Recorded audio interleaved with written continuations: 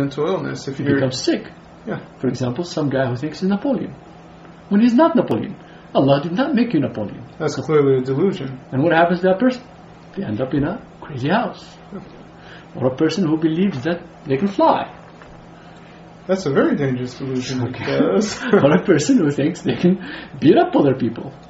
that could be very dangerous, Yeah, especially if you can't beat up other people. You can't beat up other people, exactly.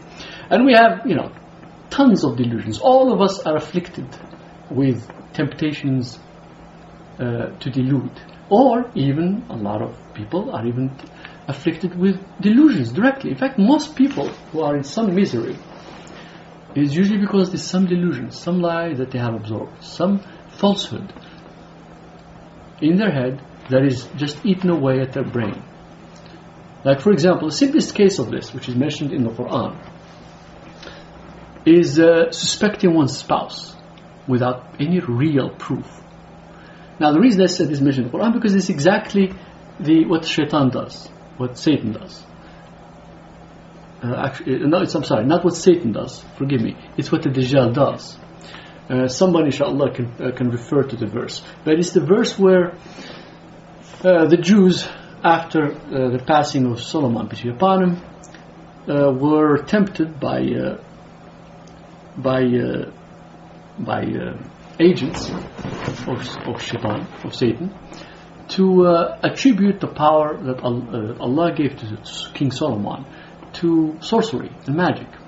A false accusation, a tremendous blasphemy against Allah Almighty, which of course ultimately the Jews paid for by themselves absorbing the very lie that they believed.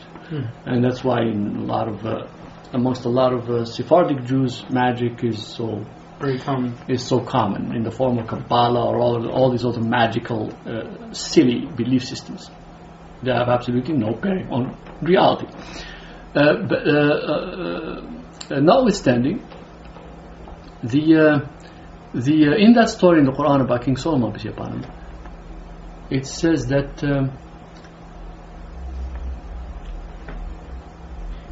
it mentions that the two angels that came down to earth in the form of men, the two, Harut and Marut, and they taught people, those individuals who were tempted, those power mongers who thought they could achieve power, and they taught people, according to the verse in the Quran, magic.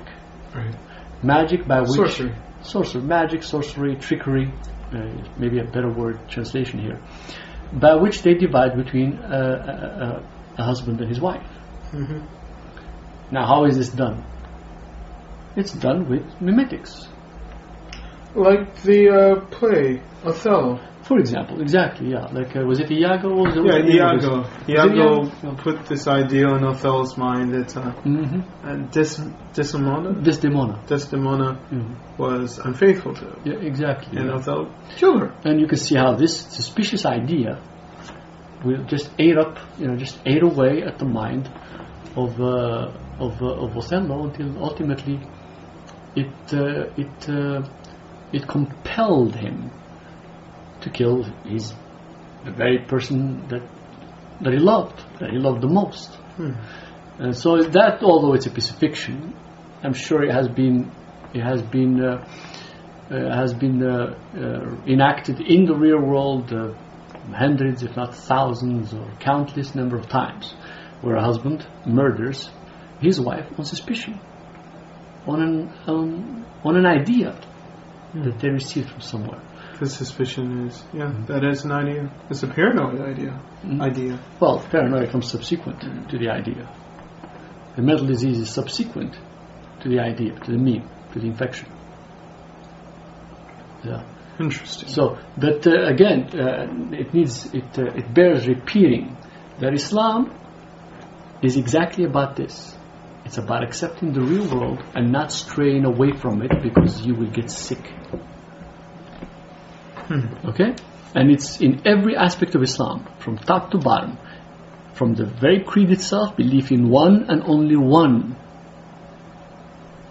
sublime, all-knowing creator, as opposed to, for example, believing that your creator is not sublime, instead is a monkey, is not is not transcendental in the sense of his nature, but is actually quite touchable, like an elephant god amongst the Buddhists, or a man god amongst Christians, as much as they like to deny it, or the pre-Christian or the proto-Christian beliefs of the Greco-Roman pagans about their man gods, whether it's Adonis or Perseus or a whole retinue of other man gods.